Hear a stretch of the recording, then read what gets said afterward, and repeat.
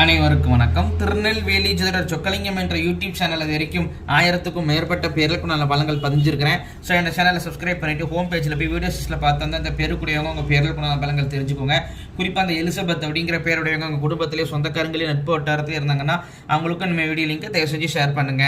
நிறைய நண்பர்கள் ஜோதிடத்தின் மேல் பற்றுக்கொண்டு நிறைய இடங்களில் ஜோதிடம் படிச்சுமே ஒரு ஜாதகத்தை கையில் கொடுத்தா பலன் சொல்ல திணறக்கூடிய ஜோதிட நண்பர்களுக்கும் ஏற்கனவே ஜோதிட தொழிலாக பார்த்துக்கிட்டு இருக்கிற ஜோதிட நண்பர்களுக்கும் ஜோதிட பரிகார புத்தகங்கள் மக்கள் மத்தியில் நீங்கள் தைரியமாகவும் துல்லியமாகவும் பலன் சொல்ல உதவும்.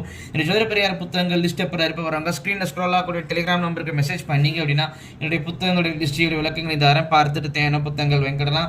அஸ்ட்ராலஜிக்கல் கன்சல்டேஷன், ஜாதகம் பார்க்க, ஜாதகம் எழுத, பிறந்த குழந்தைகளுக்கு அர்ச்ச பேர் சூட்ட, திருமண பொருத்தம் துல்லியமாக பார்க்க, குலதெய்வம் அறியாதவங்க குலதெய்வம் அறிய, அஸ்ட்ரோ நியூமராலஜி, அஸ்ட்ரோ நேமாலஜி, ஜாதகமே இல்லாதவங்களுக்கு பலன் சொல்ல போன்ற அஸ்ட்ராலஜிக்கல் கன்சல்டேஷனுக்கு தாராளமாக நீங்கள் நினைக்கலாம். குறைந்த குருதட்சணையில் தரமான ஆலோசனைகள் வழங்கப்படும். நேரில் வரணுங்கிற அவசியம் கிடையாதுங்க, ஃபோன்லேயே பலன் சொல்லிடுவேன். சரிங்க, இன்னைக்கு பதிவுக்குள்ள போவோம். எலிசபெத் என்ற பேருக்கான 50 வகையான நேமாலஜி பலன்களை பார்ப்போம். ஃபர்ஸ்ட் பாயிண்ட், புத்திசாலியா இருப்பீங்க. ரெண்டாவது பாயிண்ட், பிடிவாத குணம் உண்டு. மூணாவது பாயிண்ட், மற்றவங்களுக்கு அட்வைஸ் பண்ணுவீங்க, ஆனால் நீங்கள் அதை சரியாக ஃபாலோ பண்ண மாட்டீங்க. நாலாவது பாயிண்ட், எல்லாரும் உங்கள் பேச்சை தான் கேட்டு நடக்கணும் ரொம்ப எதிர்பார்ப்பீங்க. அஞ்சாவது பாயிண்ட், சுமை தாங்கி போல சின்ன வயசுலேயே குடும்ப சுமையை தாங்கக்கூடிய அமைப்புகள் வந்துடும். ஆறாவது பாயிண்ட், பேச்சு வாக்குக்கு முக்கியத்துவம் கொடுப்பீங்க. ஏழாவது பாயிண்ட், சொந்தக்காரங்க பகையாவாங்க. எட்டாவது பாயிண்ட், இருதய படப்படப்பு, இருதய பயம் இருந்துகிட்டு இருக்கும். ஒன்பதாவது பாயிண்ட், அப்பா டாமினேட்டடா இருப்பாரு. 10வது பாயிண்ட், தனக்கு ஆதாயம் இல்லாத எந்த ஒரு விஷயத்திலும் ஈடுபட மாட்டீங்க. 11வது பாயிண்ட், அப்பா வந்து ஒரு கூட பிறந்த உடன்பரப்ப பேச்சுவார்த்தை விலக்கி வச்சிருப்பாரு.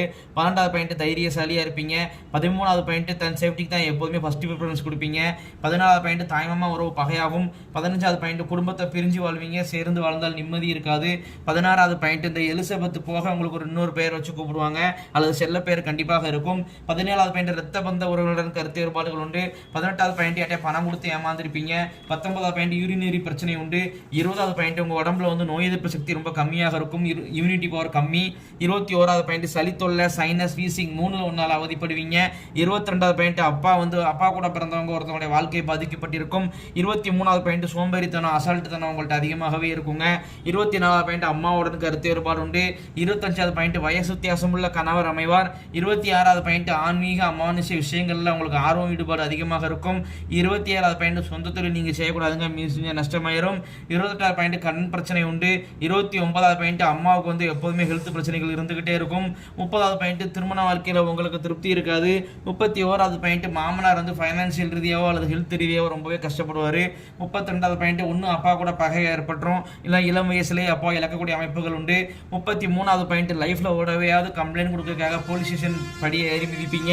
34வது பாயிண்ட், ட்ரஸ்ட் பொது சேவையில உங்களுக்கு ஆர்வம் ஈடுபாடு அதிகமாக இருக்கும். 35வது பாயிண்ட், எவ்வளோ பணம் சம்பாதிச்சாலும் சேமிப்புங்கிறது இருக்காதுங்க.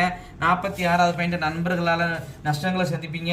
47வது பாயிண்ட், தூக்கம் சரியாக வராது. 38வது பாயிண்ட், உங்க மேரேஜை பார்க்கறதுக்கு முன்பாகவோ அல்ல அதிகபட்சம் உங்களுக்கு 40 வயசுக்குள்ளேயோ அப்போ இழக்கக்கூடிய சூழ்நிலைகள் உண்டு. 39வது பாயிண்ட், யூட்ரஸ் பிரச்சனை உண்டு. 40வது பாயிண்ட், குதிங்கால் வழியால் அவதிப்படுவீங்க. 41வது பாயிண்ட், இல்லற வாழ்க்கையில் திருப்தி இருக்காது. 42வது பாயிண்ட், சிங்கிள் வருமானம் உங்களுக்கு செட் ஆகாதுங்க, ஸோ இரட்டை வருமானத்தை ஏற்படுத்திக்கிறது நல்லது. 43வது பாயிண்ட், கூட வேலை பார்க்குறவங்க பகையாவாங்க, அவங்கள பற்றி போட்டு கொடுப்பாங்க.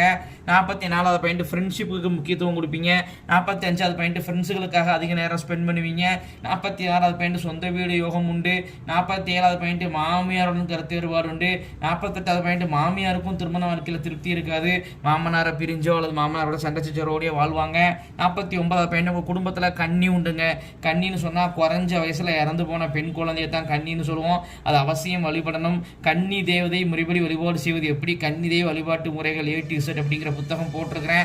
நான் டெலிகிராம் நம்பர் கிட்ட தொடர்பு பண்ணி அந்த புத்தகத்தை வாங்கி அதுபடி நீங்கள் கன்னி வழிபாடு சிறப்பாக செஞ்சுக்கிடலாம். 50வது பாயிண்ட், வெளிநாடு வெளி மாநிலம் செல்லக்கூடிய யோகம் உண்டு. இத்துடன் எலிசபெத்